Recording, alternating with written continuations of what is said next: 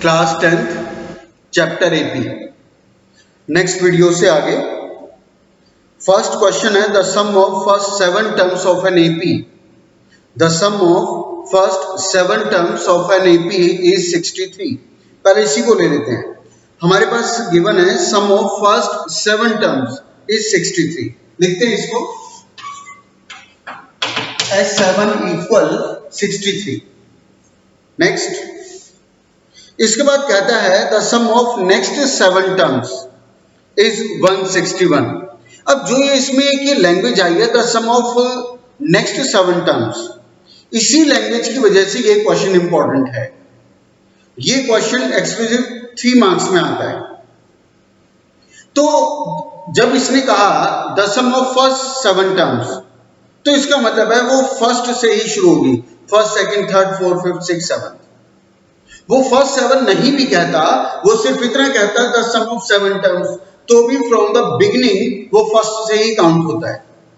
लेकिन यहां पर इस टाइप के क्वेश्चन में आपको बोला गया the sum of next 7 terms. अब नेक्स्ट 7 कहां से शुरू होगी? नेक्स्ट 7 हमारी 8 से शुरू होगी। 8, 9, 10, 11, 12, 13, 14। नेक्स्ट 7 टर्म्स आपकी 8 से लेकर 14 तक जाएगी। ठीक है। अब क्वेश्चन ये उठता है जब उसने कहा द सम ऑफ 7 टर्म्स, या जब उसने कहा the sum of first 7 terms, तो हमने उसको S7 इज इक्वल टू 63 लिख दिया। अब जब वो कहता है the sum of next 7 terms, तो हम इसको कैसे लिखें? अब सोचने वाली बात ये है। जब वो कहता है the sum of next 7 terms, next 7 terms का मतलब वो 8th से शुरू होगी और 14 से जाएगी, तो इन नेक्स्ट 7 टर्म्स को हम कैसे डिनोट करें? जब वो कहता है the sum of first 20 terms या सम ऑफ 20 टर्म्स, तो हम लिख देते हैं उसको डायरेक्टली S20। वो कहता है द सम ऑफ 10 टर्म्स या सम ऑफ फर्स्ट 10 टर्म्स, हम आराम से लिख देते हैं उसको S10। यहां हमें बोला गया the sum of next 7 terms. तो इसको सोचो हम कैसे डिनोट करें, हम इसे कैसे लिखें? हम सोच सकते हैं कि वो टर्म हमारी 8 से शुरू हो रही है, 8th, 9th, 10th, तो हो सकता है हम ऐसे भी लिखें T8 plus T9 plus T10 plus T11 plus T12 plus T13 plus T14 equal 161।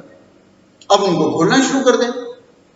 T8 को हम लिखे A प्लस 7D, T9 को हम लिखे plus A plus 8D plus A plus 9D plus A plus 10D।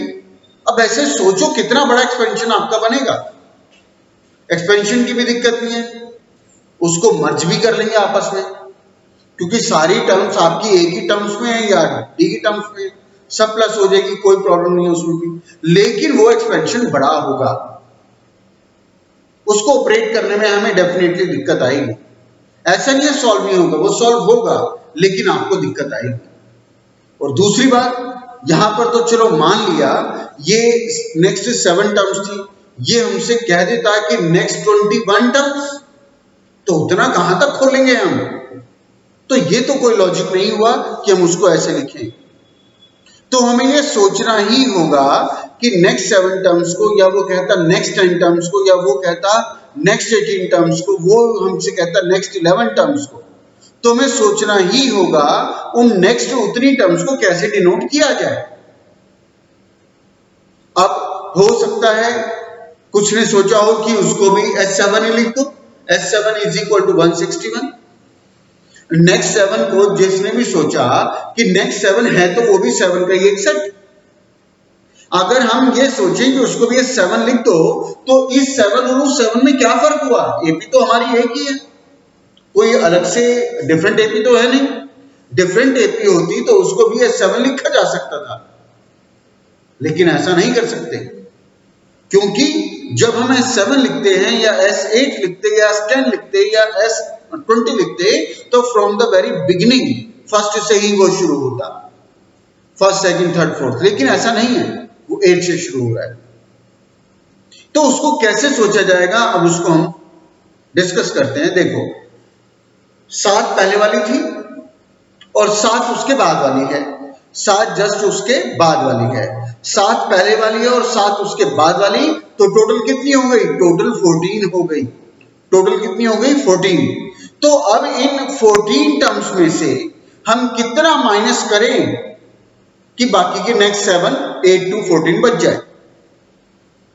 मैं फिर repeat करता हूं, 7 पहले की है, 7 उसके जस्ट बाद वाली है, तो 7 पहले की 7 उसके बाद वाले की सारी मिला के 14 हो गई। तो अब इस 14 में क्या फैक्टर डाला जाए, मतलब क्या माइनस किया जाए, कितना माइनस किया जाए कि वो नेक्स्ट 7 बच जाए 8 to 14। सोचो। तो हमारे ध्यान में आएगा कि अगर S14 में से फर्स्ट 7 माइनस कर दी जाए, टोटल 14 में से फर्स्ट 7 माइनस कर दी जाए, तो वो हमारी कहां से कहां तक की बचेगी, वो आगे की 7 टर्म से ही बचेगी जो 8 to 14 जाएगा। तो मैं अपनी बात एक बार फिर रिपीट करता हूं, जब भी आपको बोला जाएगा कि नेक्स्ट 7, तो हमें उसको ऐसे ही सोचना है कि 7 पहले की 7 आगे की टोटल 14 हो गई, तो टोटल 14 में से फर्स्ट 7 माइनस कर देंगे, पहले 7 हटा दोगे तो आगे वो 8 9, भाई आपने काउंटिंग लिखी 1 2 3 4 5 6 7 8 9 10 11, वो 11 12 13 14। अब आप उसमें से 1 से लेकर के 7 तक के मिटा दो, तो बचे क्या, 8 से 14 तक के आपके सामने लिखे हुए पड़े हुए मिलेंगे, बाकी तो सारे खत्म हो गए। सीधा सीधा लॉजिक है। मैं फिर रिपीट करता हूं, आपने काउंटिंग लिखी 1 2 3 4 5 6 7 ऐसे 14 तक लिखा, अब उसमें से 1 से 7 तक के आप मिटा दो, तो बाकी लिखे हुए कौन कौन से रह गए, 8 9 10 11 12 13 14, वही तो बचे ना। मिटाने का यहां क्या मतलब हुआ, उसको हमने माइनस कर दिया। तो टोटल 14 में से पहले 7 माइनस कर दिए जाए तो वो नेक्स्ट 8 ही, वो नेक्स्ट 7 ही बचती है। कहां से कहां तक, 8 से 14 तक की बचती है, और उनका हमें सम कितना दिया हुआ है, 161। तो जब भी वो नेक्स्ट उतनी टर्म्स बोलेगा तो हमें ऐसे ही सोचना है। मान लो अब वो कहता कि the sum of first 10 terms is इतना, इसी क्वेश्चन को ले लेते हैं, वो हमसे कहता है the sum of first 10 terms is 63। ठीक है, S10 हमने लिख दिया, क्योंकि S10 कहा है the sum of first 10 terms का है, तो फर्स्ट से शुरू होगा। फिर उसके बाद कहे the sum of next 7 terms, इसके जस्ट बाद कहां से शुरू होगी, 11वीं से शुरू होगी, 11 12 13, और कहां पे खत्म होगी, 20 पे जाके खत्म होगी। The sum of next 10 terms 11 12 13 से लेकर आपकी 20 तक वो खत्म हो गई नेक्स्ट 10 टर्म्स। तो उसको अब वो कहे नेक्स्ट 10 टर्म्स का सम इतना है, 161 है, तो कैसे एक्सप्रेस करेंगे, तो उसको भी ऐसे ही एक्सप्रेस करना पड़ेगा, उसको भी ऐसे ही सोचना पड़ेगा कि 10 पहले की है, 10 उसके बाद की है, टोटल हो गई 14, सॉरी टोटल हो गई 20। तो टोटल 20 में से S20 में से फर्स्ट 10 माइनस कर दो, फर्स्ट 10 वाली आप वहां से हटा दो, मिटा दो, तो बाकी 11 12 20 तक ही लिखा हुआ आपको मिलेगा। तो S20 माइनस S10 इक्वल आपका 161, ऐसे ही आपको सोचना है। मैं ये इतनी सी बात शुरू में ही बता सकता था, इतना मैंने इसलिए बोला कि आपके वो दिमाग में उसकी इंपॉर्टेंस घुसे, अदरवाइज उसकी इंपॉर्टेंस आपको नहीं पता लगती, उतना हम याद नहीं रख पाते। तो जब भी वो नेक्स्ट उतनी टर्म्स को बोलेगा तो आपको ऐसे ही सोचना है। तो चलो, ये तो उसके मैसेज के हिसाब से हमने ड्राफ्टिंग कर दी। अब इसको आगे सॉल्यूशन की बात करते हैं। सॉल्यूशन की जब हम करेंगे बात, तो इसको खोलना होगा, इसको खोलना होगा। अब यहाँ पे हमारे पास a है, नहीं है, एक बात और, इसमें हमसे कहा था उसके बाद then find 28th term, then find 28th term. 28th term का मतलब क्या हुआ, T28। अब T28 का क्या मतलब हुआ, a plus 27d, a plus 27d। उसके लिए क्या चाहिए, a, वो इस क्वेश्चन में फिलहाल नहीं है, उसको चाहिए d, वो भी अभी हमारे पास नहीं है। तो पहले हमें AOD फाइंड आउट करना पड़ेगा। AOD कहां से आएगा, इस इंफॉर्मेशन से आएगा। तो अब ये सम का हमारे पास रिजल्ट है, उसके लिए a हमें चाहिए, इनके लिए भी नहीं है हमारे पास, d चाहिए, वो भी नहीं है हमारे पास, n चाहिए, n है, इसका n 7 है, इसका n 14 है, इसका n अगेन 7 है। तो सिर्फ n है, बाकी और कुछ नहीं है हमारे पास, और इनका सम है। तो चलो अब सॉल्यूशन की करते हैं बात। तो एक तो ये तरीका हो सकता है कि हम इसको भी खोलें, इसको भी खोलें। इसको जब एक्सपेंड करूंगा तो क्या होगा, n इसका 14 है, तो 14/2 इंटू 2a, ये नहीं है मेरे पास, प्लस n-1, n 14 है, 14 - 1 d, d भी नहीं है मेरे पास। इसको खोलूंगा 7/2 इंटू 2a, ये मेरे पास नहीं है, प्लस n, n है 7, 7 - 1 d, d मेरे पास नहीं है, इक्वल दिस। दूसरा तरीका हमें, या तुम्हें स्ट्राइक किया ही होगा मेरे बोलने से पहले, कि क्यों ना हम ये S7 हमें 63 दिया हुआ है, तो क्यों ना हम इस 7 को अलग से खोलने के बजाय इसको यही ना रखवा दें, ज्यादा बढ़िया रहेगा, है ना। तो S14 माइनस S7 क्या है मेरे पास, S7 हमारे पास 63 था जी, रखवाओ इसको यहाँ पर, इज इक्वल टू 161। अब क्या करें, इसको लेके जाओ वहां पर, इसको वहां पे लेके गया तो वहां पे क्या हो गया, 63 हो गया, 63 हो गया। तो अब S14 इज इक्वल टू 4, 2 और 2, ठीक है, 6 12, हाँ, तो ये आ गया 224, ठीक है। तो अब इसका मतलब ये हुआ कि इसका तो कोई रोल है ही, हम तो उतने लंबे एक्सपेंशन करने से बच गए। क्यों, क्योंकि हमने ऐसा ध्यान दिया, अगर स्ट्राइक नहीं करता तो हम उसे खोलते ही लंबे जाते। चलो, तो अब हमारे पास सीधे सीधे दो रिजल्ट आ गए हैं, S7 हमारा 63 है और S14 हमारा 224 है। अब जो भी करना है इसके साथ ही होगा, तो इसको एक्सपेंड कर लेते हैं। n क्या है, 7/2 इंटू 2a नहीं है मेरे पास, प्लस 7 - 1 d नहीं है मेरे पास, इक्वल 63, ठीक है। अंदर इसको खोल दो, 7/2 इंटू 2a प्लस 16 इक्वल 63। अब क्या करें, एक तो ये हो सकता है जी 2 को यहां लेके चले जाओ, या एक ये हो सकता है, इसमें से देखो 2 कॉमन आ रहा है, बाय चांस, हमेशा आएगा सर तो जरूरी नहीं, बाय चांस इसमें आ रहा है तो हमें बेनिफिट लेना चाहिए। इसमें से 2 कॉमन निकालो तो अंदर क्या बचा, a प्लस 3d। अब जो 2 आएगा करेगा क्या, वो इसको कटवा देगा, और ये 7 करेगा क्या, ये इसको कटवा देगा। हो गया बाहर की बाहर काम। इसका 2 कॉमन आया, उसने इसको काटा, इस 7 ने उसको काटा, तो तुम्हारा a plus 3d is equal to 9। सस्ती, सुंदर और टिकाऊ इक्वेशन आ गई, कोई इसमें अब मेहनत नहीं लगेगी। ठीक ऐसे ही इसको एक्सपेंड आपको करना है, और ऐसे ही इसको भी रिड्यूस करना है, जैसे हमने यहाँ ध्यान दिया। अगर ऐसे कॉमन आ रहा हो, ये हमारी हैबिट में होना चाहिए। कॉमन नहीं निकाला, कोई आफत नहीं आ गई, कोई क्वेश्चन में मार्क्स नहीं कटेंगे, लेकिन हमारी मल्टीप्लिकेशन, हमारी डिवीजन, उस पर जरूर इफेक्ट आएगा। भाई जितनी नंबर छोटे होंगे, जितने रिड्यूस्ड इक्वेशन होगी, उतना हमारा काम कम होगा, उतना कम सोचेंगे, उतना कम लेबर लगेगा, तो ऐसा हमें ध्यान देना चाहिए। तो ऐसे इसको खोल के एक और लीनियर इक्वेशन आएगी और एक लीनियर इक्वेशन ये आ गई, दोनों को सॉल्व करके हमारा ए और डी आ जाएगा। ए और डी आने के बाद अब तो वो जो मर्जी चाहे निकलवा ले, 28th टर्म बोलेगा वो उसको निकाल के दे देंगे, कोई और सब निकालने के लिए बोलेगा वो भी निकाल के दे सकते हैं, ठीक है। तो इस टाइप को आपको याद रखना है। इसके ऊपर भी वैरायटी नहीं मिलेगी, अपने आप में एक्सक्लूसिव क्वेश्चन होते हैं, इनका वे ऑफ सॉल्यूशन याद ही रखना होता है, और इसमें याद करने वाला बस एक ही पॉइंट है, द सम ऑफ नेक्स्ट उतने टर्म्स, जिसको हमने किया कि भाई इतने पहले के इतने आगे के सारे मिलाकर के 14 हो गए, उसमें से पहले 7 माइनस कर दो तो आगे के बच गए। ऐसे ही सब क्वेश्चन में हमें सोचना होता है। आगे चलते हैं।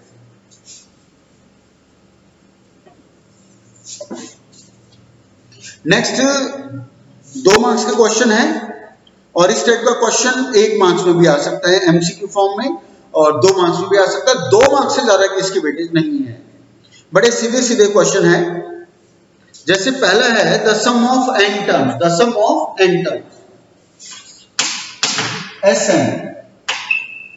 Sn इक्वल हमें दिया हुआ है 5n minus n square, 5n minus n square.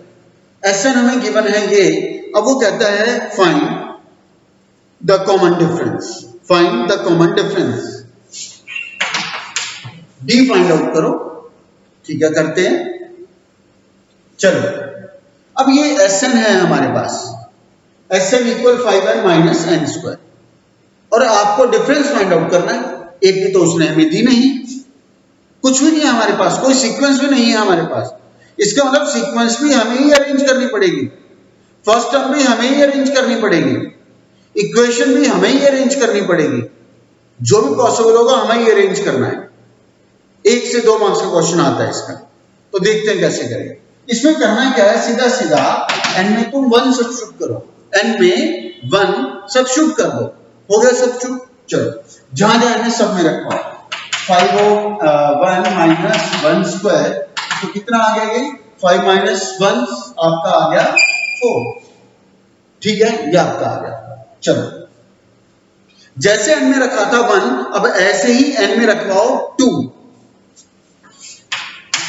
दूसरा एक और बताऊं, इसमें कुछ लिखना नहीं होता कि पुट n इक्वल 1 या पुट n इक्वल 2 या पुट n इक्वल 3, कुछ नहीं लिखते इसमें।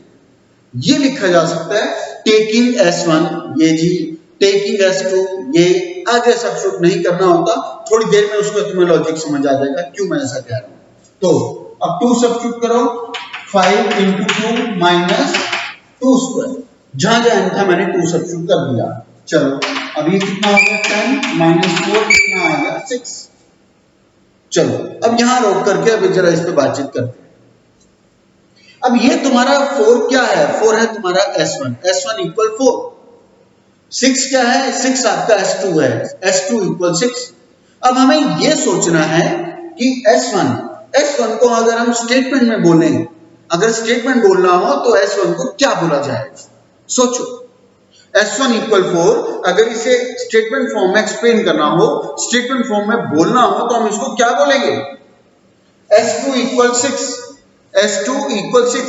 s2 इक्वल 6 को भी अगर हमें स्टेटमेंट में एक्सप्रेस करना है, स्टेटमेंट में बोलना है, सेंटेंस फॉर्म में इसको अगर बोलना है, तो क्या बोला जाएगा, सोचो। और उसी बोलने की वजह से ही जो हम इसको सोचते हैं, उसी की वजह से इंपॉर्टेंट है। और आज तक जब से एपी 10th क्लास में आया है, तब से 2011 में एपी 10th क्लास में आया था, 2011 में सबसे पहले 10th क्लास में ये इंट्रोड्यूस हुआ था चैप्टर, उससे पहले 11th क्लास में पहले भी था और आज भी है, 10th में ये 2011 में इंक्लूड हुआ था। तो तब से लेकर के आज तक, लास्ट ईयर तक जो भी सेशन गया है, मैंने कभी ऐसा कोई स्कूल नहीं देखा, कोई स्कूल का पेपर ऐसा नहीं देखा जिसमें इस टाइप का क्वेश्चन 1 से 2 मार्क्स का दिया नहीं गया।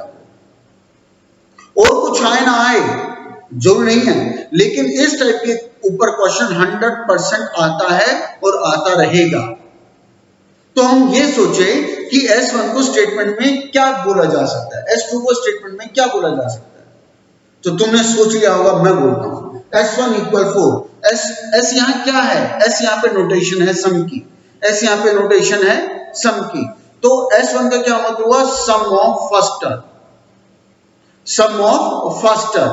S1 को बोला जाएगा sum of first term is equal to 4, the sum of first term equal 4। अब ये सोचो, इसने कहा पहली टर्म का सम, इसका मतलब है कि फर्स्ट टर्म का सम 4 है, पहली टर्म का सम 4 है।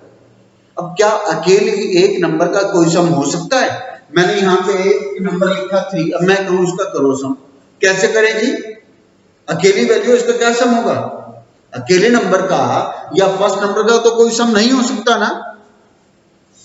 तो जब इसने कहा S1 इक्वल 4, तो उसको सेंटेंस फॉर्म में हमने कहा the sum of first term, the sum of first term is 4। तो हमने अब ये कहा जी पहली टर्म का तो कोई सम होता ही नहीं, पहली टर्म तो अकेली पहली ही है, तो इसका मतलब 4 क्या हो गया, ये आपकी फर्स्ट टर्म हो गई, A1 हो गया,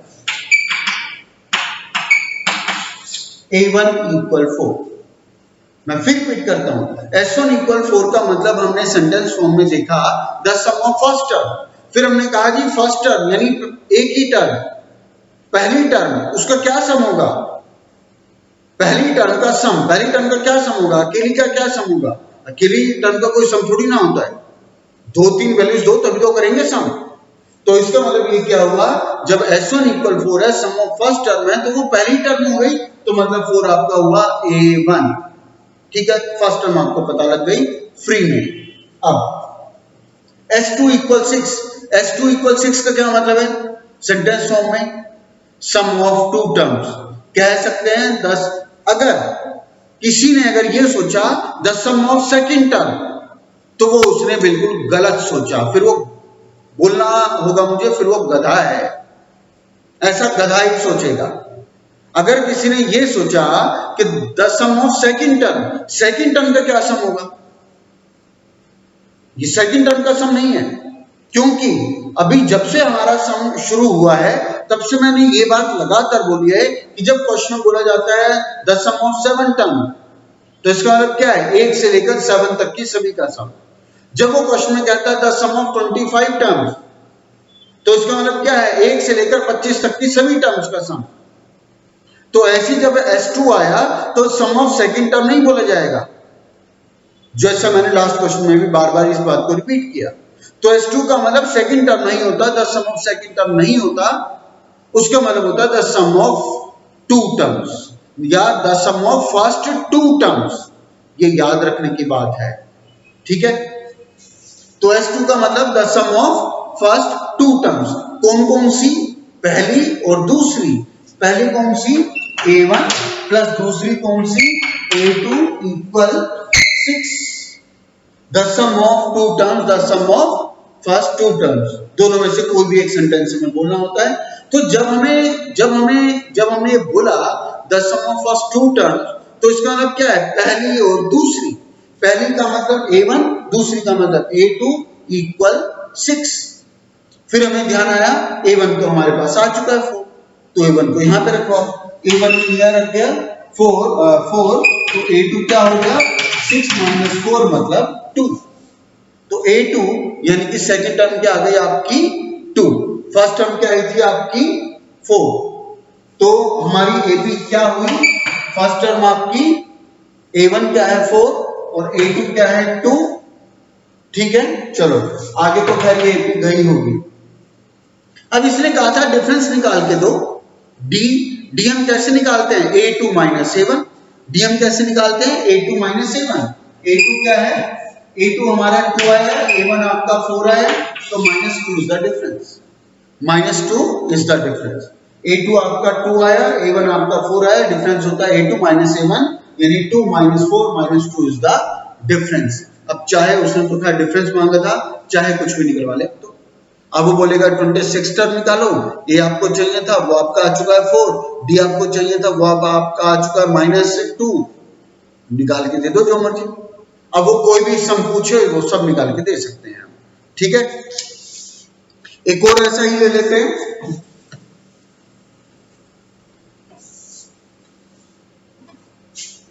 अब जो भी मैंने डिस्कस किया है इसमें स्टूडेंट्स करते क्या है, जो मैं हर साल देखता हूं, हर साल मैंने देखा है, और ऐसा गधे ही करते हैं। स्टूडेंट्स करते क्या है, कुछ एक स्टूडेंट्स कि S2 को वो A2 ट्रीट कर लेते हैं कि ये सेकंड टर्म है, वो उसको कहते हैं the sum of second term, और सीधा सीधा उसको, जैसे S1 को हमने लिया था A1, क्योंकि उसमें तो साफ था message the sum of first term का कोई सम नहीं होता, वो तो पहली ही है, A1 ही है। तो वो करते क्या है, S2 को पढ़ लेते हैं, बार बार बताने के बावजूद, कई बार ये चीज बताई जाती है, उसके बावजूद वो S2 को पढ़ लेते हैं, S2 को ट्रीट करते हैं the sum of second term, और उसको A2 लिख देंगे। A2 लिख करके फिर सीधा उसके बाद उनका ज्ञान काम करता है कि D equal A2 minus A1 होता है, उसको सीधा सीधा करवा के माइनस, वो डिफरेंस वो पकड़ाते हैं, पूरा सत्यानाश। भाई S2 का मतलब है the sum of first 2 terms, पहली और दूसरी, A1 प्लस A2। तो वो अकेली A2 कहां से हो गई, A2 अलग से निकालना पड़ेगा, जैसा हमने किया, ठीक है। तो मैं उम्मीद करता हूं हमारे में से कोई भी गधा नहीं है। आगे चलते हैं, एक और ऐसा ही Sn equal 4n square plus 2n, Sn equal 4n square plus 2n। अब वो कहता है find its 25th term, find its 25th term, T25 निकालना। T25 का क्या मतलब हुआ, A प्लस 14D। A हमारे पास है, अभी नहीं है, D हमारे पास है, अभी नहीं है, तो पहले हमें फाइंड आउट करना पड़ेगा A, B और D। कैसे करेंगे, वही वाला तरीका फॉलो होगा, क्या, N में पहले 1 सब्स्टिट्यूट करो,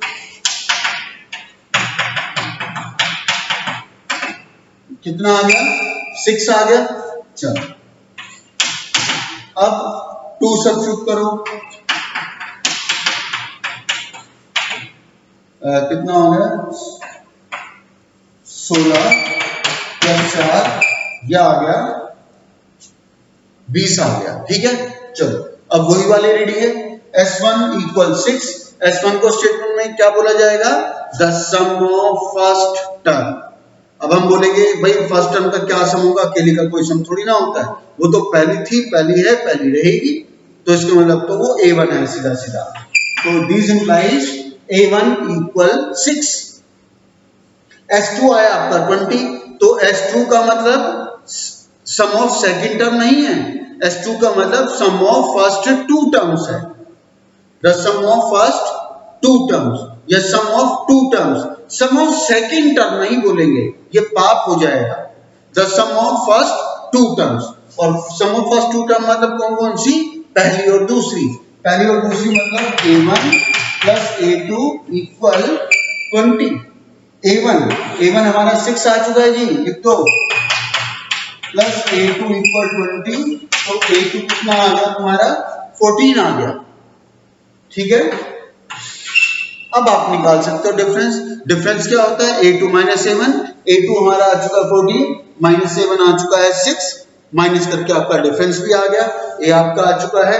जो मर्जी पूछेगा सब कुछ निकाल के दिया जा सकता है। आगे चलते हैं।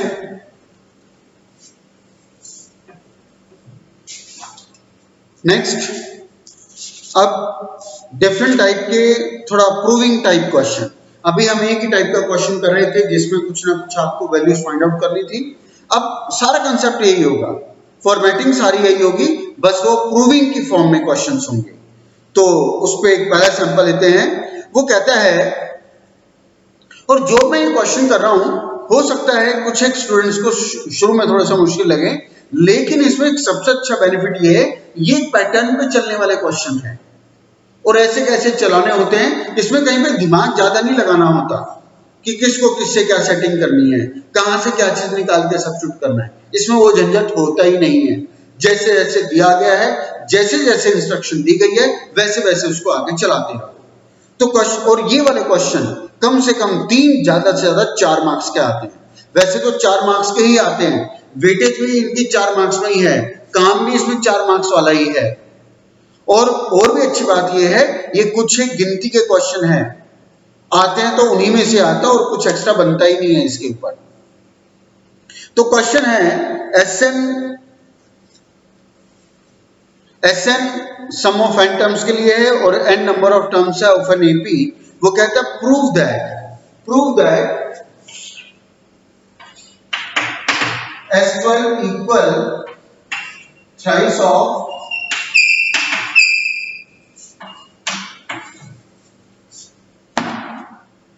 यहां पर हमें प्रूव करना है S12 = thrice of S8 - S4। हमें प्रूव करना है S12 = thrice of S8 - S4। जब भी तुम्हें स्कूल में असाइनमेंट इस चैप्टर का दिया जाएगा तो इस टाइप के क्वेश्चन तुम्हें अपने असाइनमेंट में जरूर मिलेंगे। तो ना इसमें A होगा ना इसमें D होगा, कुछ नहीं है, जो भी होगा A और D की फॉर्म में चलाएंगे, कोई प्रॉब्लम नहीं है। तो हम शुरू में तो लिखेंगे वही, A with the first term, D with the common difference और N with the number of terms over. अब यहां पर ये जितने भी ऐसे किसको डिनोट कर रहे हैं, सम को डिनोट कर रहे हैं। ये डिनोट कर रहा है sum of first 12 terms, sum of first 8 terms, sum of first 4 terms, ऐसा ये डिनोट कर रहा है, तुम्हें भी पता है। अब पहले हम ऐसा करते हैं, पहले हम RHS ले लेते हैं। ठीक है, RHS पे काम शुरू करते हैं। ये पहले LHS ले लो, वो हमारी मर्जी है, मैं RHS पहले लूंगा। RHS में क्या है, थ्राइस ऑफ S8 - S4 ये है। मैं अभी इस थ्राइस को नहीं लूंगा, थ्राइस को आगे जाके लगाऊंगा, अभी इसको नहीं छेड़ूंगा, पहले इसी को ले लेता हूं S8 - S4। टेकिंग RHS, ये तो हमें लिखना ही पड़ेगा। टेकिंग RHS क्या है, S8 - S4। और डेफिनेटली मेरी गारंटी है, मैं बोर्ड पर कर रहा हूं, लेकिन मुझे बिल्कुल कॉन्फिडेंस है कि हमारे में से एटलीस्ट 90% स्टूडेंट्स बिल्कुल भी वीडियो में से सॉल्यूशन देख के नहीं लिखेंगे, बिल्कुल भी किसी रेफरेंस बुक से भी देख के नहीं लिखेंगे। जो मैं कर रहा हूं उसको समझ के मुझे पूरा कॉन्फिडेंस है कि अपने आप हम लोग इसको कर लेंगे, कहीं कोई दिक्कत नहीं आएगी।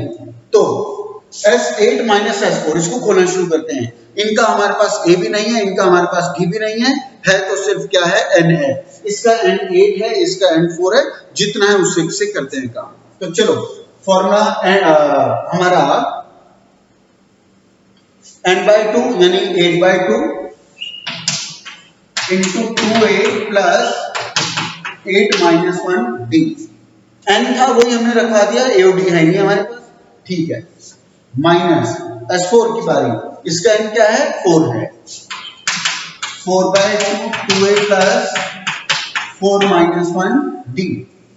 a और d हमारे पास उसका भी नहीं है।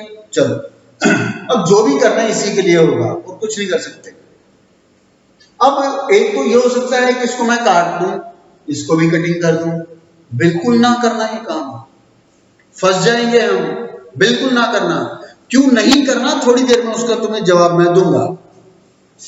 फिलहाल अंदर वाले को तो सिंप्लीफाई करिए, ये 8 माइनस 1 क्या हो जाएगा 7 हो जाएगा।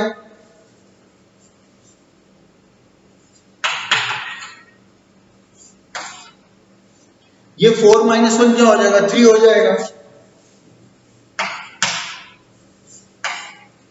चलो क्या अब इससे कुछ कॉमन आ रहा है, नहीं आ रहा। क्या इससे कुछ कॉमन आ रहा है, नहीं आ रहा। तो अब मेरी एडवाइस ये है, ये इससे कट रहा है, डेफिनेटली कट रहा है, ये भी कट रहा है, बिल्कुल डेफिनेटली कट रहा है, लेकिन ये आदत कभी मत डालना। जो ये इस तरह के प्रूविंग वाले क्वेश्चन होते हैं ना, इसमें तो कभी मत डालना। थोड़ी देर में मैं उसका रीजन दूंगा क्यों मैंने ऐसा कहा। हम लोग ऐसा करें 1/2 इसके पास भी है, 1/2 इसके पास भी, इसको कॉमन निकाल लो। इस पूरे को 1/2 यहां पे भी है, 1/2 यहां पे भी, इसको कॉमन निकाल लो, वो तुम्हें ज्यादा सस्ता पड़ेगा, ठीक है। और ये मैं ऐसा इसलिए कह रहा हूं, आगे इनके बाद जो आगे वाली वीडियोस में आएंगे उसमें एग्जैक्टली कुछ और दूसरी तरह के प्रूविंग वाले क्वेश्चन होंगे। यहां तो चलो n भी है तुम्हारे पास, 8 है, 4 है, 12 है, उसमें वो n भी नहीं होगा, n की टर्म्स में ही चलेगा। अब यहां भी n/2 हो, यहां भी n/2 हो, क्या काटोगे, कटेगा ही नहीं। वो तो ऊपर n है, नंबर होता तभी तो कटता, जैसे यहां पर है। तो वो क्योंकि जो मैं तुम्हें यहाँ पे इंस्ट्रक्शन दूंगा वही आदत मुझे तुम्हें वहां के लिए डलवानी है, वो काम हमें वहां करना ही होगा। 1/2 वहां कॉमन निकालना ही होगा, क्योंकि वहां पे n/2 होगा, वो तो कटेगा नहीं, वहां कॉमन निकालना ही पड़ेगा। तो वो आदत मैं तुम्हें शुरू से भी यहीं से ही डलवाना चाहता हूं, इसलिए मेरी एडवाइस है इसको काटो मत। तो 1/2 कॉमन आ गया। अब उसके बाद 8 को अंदर ले जाओ, 8 को अंदर ले गए तो 16a प्लस 56d, ठीक है। अच्छा माइनस 1/2 तो मैंने कॉमन निकाल लिया ना, ठीक है। यहां से 1/2 निकाला था, बचा था 8, उसको ब्रैकेट के अंदर ले गया। यहां से भी ये 1/2 कॉमन आ चुका है मेरा, ऊपर बचा 4, उसको अंदर ले जाओ तो कितना हो गया 8a। अब क्योंकि माइनस है और पूरे में से मैंने हाफ कॉमन निकाल लिया, तो इस ब्रैकेट को खोलूंगा तो साइन चेंज तो होंगे, तो मैं अपना साथ साथ कर रहा हूं -12b, ठीक है। 4 से इंटू भी होगा क्योंकि 1/2 बाहर आ चुका है, और जो साइन उड़ गया वो साइन भी चेंज हो गया। 1/2 ये कितना बचा 8a बचा, और ये कितना बचेगा हमारा 56, ये होगा 4 और ये हो गया 4, यह आ गया 44d। अब क्या करें, अब हमने देखा अंदर से कॉमन आ रहा है, ठीक है। एटलीस्ट हमारा कितना कॉमन आएगा 4 भी कॉमन आ सकता है, 4 हम निकाल सकते हैं। और कुछ या एक काम करते हैं, इसको फिलहाल यहीं छोड़ते हैं। नाउ टेकिंग RHS S12, उसको खोलते हैं। 12/2 2a प्लस 12 माइनस 1 मैं सीधा 11 लिखता हूं, ठीक है। 11d 12 minus 1 11d। अब इसको देख के इसको एडजस्ट कर लो। अब यहाँ पे 11d है, यहाँ 2 है, तो यहाँ से क्या कॉमन निकालोगे, यहाँ से हमें 4 ही कॉमन निकाल लेना चाहिए, इसमें से 4 कॉमन निकाल, 4 कॉमन निकाल लिया, अंदर क्या बचा 2a plus 11d, result match, अरे उसको तो भूल ही गए, वॉशरूम में वो थ्राइस था यहाँ पे, ये तो मुझे ध्यान नहीं दिया, ये अब ध्यान आ गया। अब ये थ्राइस है ना, यहाँ पर अभी ये हमारा रिजल्ट जो आया है, यहाँ तक जो रिजल्ट आया है हमारा, वो हमारा किसका आया है, वो हमारा S8 माइनस S4 का आया है, S8 माइनस S4। अब मैं लगा देता हूँ 3, तो वो 3 मैं यहाँ मल्टीप्लाई कर रहा हूँ, तो कितना हो गया, 12 हो गया, 12/2 ये रहा, 2a + 11d हो गया। यहाँ पे ये थ्राइस था, वो मुझे ध्यान नहीं रहा था, ये हमारा जितना रिजल्ट आया अभी तक ये S8 माइनस S4 का आया था, बाहर ब्रैकेट के थ्राइस था, तो यहाँ आके अब इसको थ्राइस को मैंने लगा दिया, तो क्या हो गया 12/2, वो LHS में था, 2a + 11d वो भी LHS में था। हो गया वेरीफाई, हो गया रिजल्ट से हैंड्स प्रूफ। और कोई दिक्कत नहीं है, अगर तुम यहाँ पे पूरा इसको कटिंग भी कर देते, खोल भी देते, तो भी वही आएगा भाई, इसको भी काटोगे 6 आएगा, अंदर 2a + 11d आएगा, वो भी वही चीज देगा। लेकिन ये कॉमन निकालने की हैबिट मुझे तुम्हें डलवानी है, इसलिए मैंने ऐसा किया है। आगे चलते हैं एक और,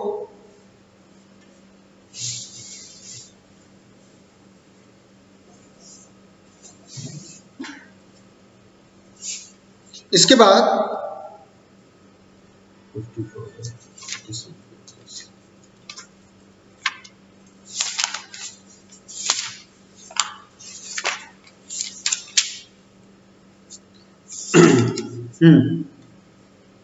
तो जैसा भी हमने एग्जांपल किया है ना, बिल्कुल इसी के जैसा तुम्हें मिलेगा, तो उसमें तुम्हें कॉमन निकालने का एक एक्सपीरियंस मिलेगा ही। क्वेश्चन है the sum of n terms is S1, ठीक है, इसने कहा the sum of n terms is S1, मैं इसको लिखता हूं,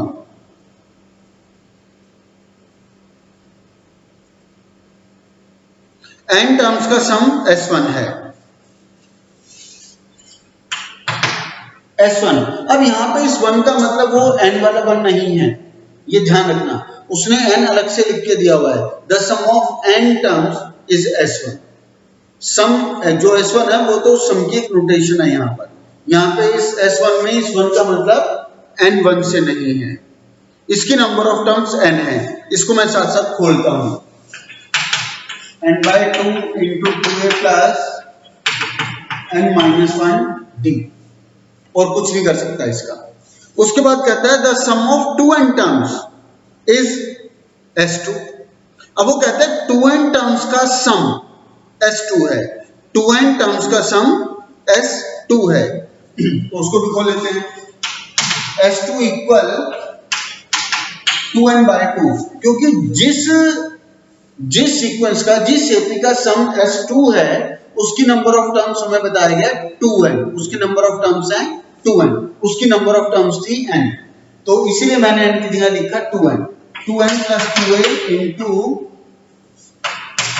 2n - 1d, इसका भी जो होना था हो चुका। उसके बाद कहता है the sum of 3n terms, 3n number of terms है जिसका सम S3 है, इसको भी खोल देते हैं, S3 इक्वल 3n/2, इस AP की नंबर ऑफ टर्म्स कितनी है 3n, 2a + 3n - 1d, ये हमें दिया हुआ था कि n टर्म्स का सम S1 है, 2n टर्म्स का सम S2 है, और 3n टर्म्स का सम S3 है। तो वो कहता है show that S3 equal thrice of S2 minus S1, show that S3 equal thrice of S2 minus S1। तुम देख ही रहे हो, बिल्कुल उसी के जैसा, उसी की तरह चलेगा, बस वहां हमारे लिए इतने ज्यादा, इसलिए इतना ज्यादा आसान था क्योंकि वो सारी न्यूमेरिकल फिगर्स थी, तो उनको काटना प्लस माइनस करना हमारे लिए इजी था। यहाँ पे ऐसा कुछ नहीं है, यहाँ पे a है उसका नहीं पता, d है उसका नहीं पता, n है उसका नहीं पता, सब n के टर्म्स में होगा। तो पहले तो LHS S3 तो मेरी ये रही जिंदाबाद, इस पे तो मैं कुछ कर नहीं सकता, इसको मैं कुछ करूंगा भी नहीं, S3 तो मेरी ऐसी कैसी है और ऐसी कैसी पड़ी रहेगी, इसका करेंगे क्या। चलो, तो हम काम किसका करें, फिर तो हमें S2 माइनस S1 पे चलना चाहिए, तो ठीक है, इसको ले लेते हैं S2 minus S1। Equal S2 ये है,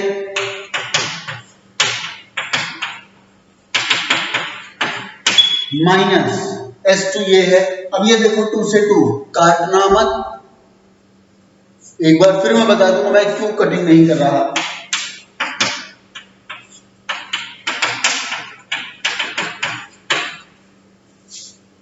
अब अगर इसको इससे काटते हो, यहां तो कटिंग हो नहीं रही, तो आपको मजबूरी में क्या होगा, ज्यादा है तो एनी कॉमन निकालोगे। ये अपॉन में 2 बचा हुआ है, ये किसी को कटने नहीं देगा, अपॉन टू हर एक के अंदर आएगा, है ना। यानी टर्म सारी अलग अलग हो जाएगी, ये सारे अपॉन टू में आएंगे और इसमें कोई अपॉन टू है ही नहीं, वो आपको एलसीएम के चक्कर में पढ़ना पड़ेगा। तो इसलिए मैंने वहां पे इंसिस्ट किया था कि काटो मत, बिना काटे ये n/2 बाहर की बाहर निकाल दो। और अगर एक्सपीरियंस लेना हो, एक्सपीरियंस लेना भी चाहिए, तभी इसकी इंपॉर्टेंस लगेगी पता। तुम अपने आप से इनको कटिंग कर लेना। लास्ट तो चलो न्यूमेरिकल था, कटिंग करके ब्रैकेट खोल भी दोगे तो भी ज्यादा दिक्कत नहीं आएगी, लेकिन इसके अंदर तुम इसको बेशक कटिंग करा लो और फिर पूरा खोल लेना और फिर देखना कि तुम्हें कितना स्ट्रगल करना पड़ेगा या कितना इजी होगा, एक बार करके देखना। अदरवाइज मेरा तो अभी फिलहाल सजेशन यही है और मैं यही आदत डलवाने की कोशिश करता हूं कि कॉमन निकालने की ये हैबिट बनाओ। n/2 कॉमन निकालो, n/2 कॉमन निकाल लिया, यहां से तो बाहर बचा ही नहीं, अंदर जो है वही रहेगा। तो 2a प्लस n-1d माइनस, ये n/2 कॉमन आ चुका, बचा 2, ले जाओ अंदर, बाहर माइनस है, साइन चेंज कराएगा, तो 2 2 का 4 8 माइनस साइन चेंज करेगा, ये 2 है, ये अंदर जाएगा यहां पर, तो ब्रैकेट खोल दूंगा मैं, उसकी भी खोल लो, इस 2 को इसके अंदर ही ले जाओ, तो ये कितना हो गया 4n-2, 2 को बाहर रख के करोगे क्या, ले जाओ अंदर 4n-2d। चलो अब क्या करें, n/2 तो बाहर आ गया। अब ये देखो, ये थ्राइस की बात है ना, ये भी तुम्हारा सेट हो चुका है। कैसे हो चुका है देखो, S2 - S1 के बाहर 3 है, ठीक है, और ये S2 - S1 का रिजल्ट है। मैं यहाँ पे अगर थ्राइस लगवा दूं तो यहाँ पे अल्टीमेटली 3 आएगा, नहीं आएगा, आ गया ना। तो ये देखो, बाहर वाली स्पेलिंग तो मैं छू गई, बाहर वाले तो आपके विचार मिल गए, अंदर वाले मिलाने बाकी है, इनको मिलाते हैं। कैसे, अब ये देखो, इसको इससे देखो, इसको इससे देखोगे, एक मिनट जरा मुझसे कोई गलत, अरे ये तो मुझसे गलती हो गई बेटा, बिल्कुल गलती कर दी और तुमने पकड़ भी लिया होगा। अब क्योंकि वीडियो में है तो तुम मुझे बताओगे कैसे, S2 - S1 होना था, मैंने S1 - S2 कर दिया। चलो संभाल लेते हैं, यहां पर इसको मैं प्लस में रखता हूं और ये इसके यहाँ पे माइनस है ना, तो माइनस है तो ये भी माइनस हो गया और यहाँ ये भी माइनस हो गया, ये भी माइनस और ये भी माइनस हो गया, ये प्लस मैनेज हो गया, ठीक है। चलो मुझे ऐसे स्ट्राइक किया है कि इसको माइनस करूंगा तो -2 आएगा, जबकि वहां पे तो +2 है, यहां से मुझे अपनी गलती का पता चला। 3n/2 तो 4a - 2a कितना बचा, 2a। लो जी, ये विचार भी मिल गए ना विचार, प्लस बचा ये, या तो इनको खोल के माइनस कराओ, या मैंने ये देखा भाई इसमें से dd है, इनका d कॉमन निकालो, इनका d बाहर ही रखो क्योंकि इसका भी बाहर ही है, क्यों मैं पूरा खोलूं, है ना। तो d मैंने रख लिया बाहर, इसका d आ गया बाहर, बचा ये, इसके आगे माइनस है, साइन चेंज करेगा, क्या होगा -n+1 यहां आ जाओ, ये क्या है +4n-2, पूरी ब्रैकेट बंद, इन दोनों का d मैंने कॉमन निकाल लिया, ये माइनस अंदर गया, -n+1, इनका तो कोई माइनस का पंगा ही नहीं था, ये ऐसे कैसे। चलो अब देखो 4n - n 3n, विचार ये भी मिल गए, -2 + 1 क्या है -1, विचार ये भी मिल गया, d ये भी मिल गया, आ गया ना proof, LHS = RHS, hence proof. तो ये क्वेश्चंस ऐसे आप लोगों को स्कूल्स में आएंगे, ऑनलाइन में जैसे तुम्हारा MCQ होता है उसमें तो खैर नहीं आ सकता, लेकिन अदरवाइज आ सकता है। और एमसीक्यू में भी अगर ये क्वेश्चन एग्जामिनर डालना चाहे तो डाल सकता है। वो ये सारी ऐसे कहानी बता करके सारी ऐसे कहानी बता करके अब वो बोलेगा बताओ S3 इन चारों में से क्या ऑप्शन होगा। कहीं ऑप्शन में लिखा होगा S2 माइनस S1, कहीं लिखा होगा S2 माइनस S1, कहीं लिखा होगा S1 माइनस S2, कहीं लिखा होगा थ्राइस ऑफ दिस, कहीं लिखा होगा ट्वाइस ऑफ दिस, कुछ भी लिख के दे देगा। आपको ये रिजल्ट याद रहना चाहिए कि S3 equal thrice of S2 minus S1 होता है। तो नेक्स्ट वीडियो में हमारे सारे ऐसे प्रूविंग वाले क्वेश्चन ही होंगे। अभी तक हम न्यूमेरिकल क्वेश्चन कर रहे थे, वो इसके खत्म हुए। नेक्स्ट क्लास में सारे इसके नेक्स्ट वीडियो में इसके न्यूमेरिकल क्वेश्चंस होंगे। उसके नेक्स्ट वीडियो में एनसीईआरटी से ये चैप्टर होगा, एक सिंगल क्लास में होगा, डिस्कशन होगा। उसके बाद नया चैप्टर शुरू करेंगे। आज की सभा यही समाप्त। धन्यवाद।